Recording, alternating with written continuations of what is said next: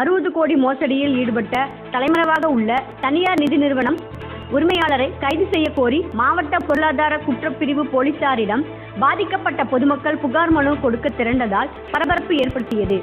ஈரோடு மாவட்டம் சத்தியமங்கலம் பகுதியில் கடந்த 13 ஆண்டு காலமாக கார்த்திக் என்பவர் தனியார் நிதி நிறுவனம் நடத்தி வருகிறார்.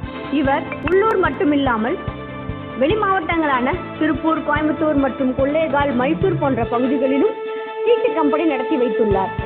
இந்த நிலையில் ஈரோடு மாவட்டம் சத்தியமங்கலம் மற்றும் கோபிச்செட்டிப்பாளையம் பகுதியைச் சேர்ந்த சுமார் 300க்கும் மேற்பட்ட பொதுமக்கள் இவரிடம் உறுப்பினராக இணைந்து சீட்டு போட்டு வந்துள்ளனர்.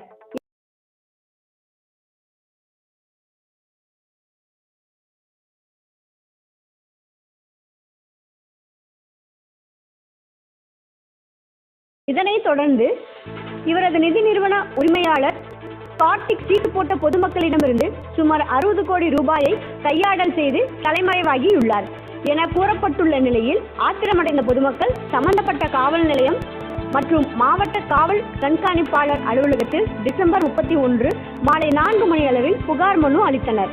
புகாரை ஏற்ற காவல்துறையினர் நடவடிக்கை எடுக்க தாமதமானதாக பாதிக்கப்பட்ட பொதுமக்கள் தரப்பில் கூறப்படும் நிலையில் பாதிக்கப்பட்ட பொதுமக்கள் சுமார் 100 நபர்கள் ஒன்று சேர்ந்து ஈரோடு மாவட்ட பொருளாதார குற்றப்பிரிவு போலீசாரிடம் புகார் கொடுக்க அலுவலகம் முன்பு திரண்டதால் பரபரப்பு ஏற்பட்டது.